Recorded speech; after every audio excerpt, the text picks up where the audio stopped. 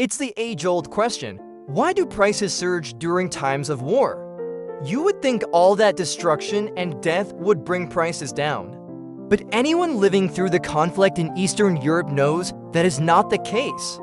My weekly grocery bill has gone through the roof. I have no idea how much longer I can keep this up. The answer to your exorbitant grocery bills and skyrocketing inflation during war is a combination of factors. And it was all explained to me in an animated explainer video called How Wars Impact Inflation. The basic story goes like this. When war breaks out, global supply chains get disrupted. Factories close, transport routes are blocked, and raw materials like oil, wheat, and metals become scarce. At the same time, demand for certain goods stays the same or even increases. For example, everyone keeps needing to eat, so the price of food goes up. Because of war, governments usually ramp up their military spending, which means they either print more money or increase borrowing. That floods the economy with extra cash chasing fewer goods, another key driver of inflation. The animation explains all of this very clearly.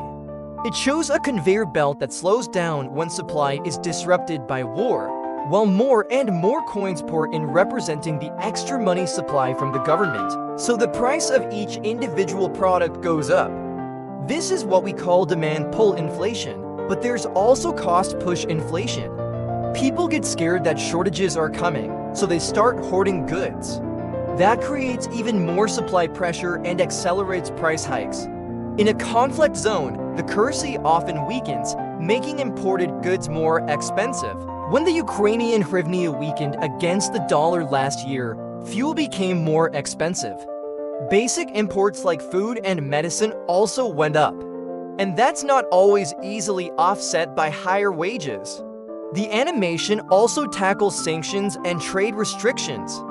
They, too, can contribute to inflation because they cut off access to affordable goods. People have to rely on more expensive local alternatives or in some cases turn to the black market.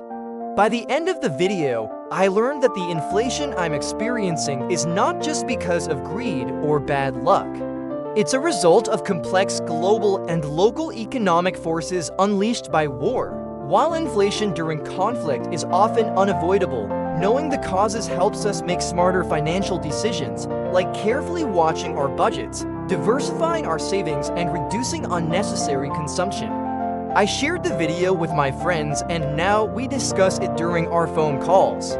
It's a great way to empower ourselves with financial literacy during these difficult times. Thank you for watching and see you in the next video.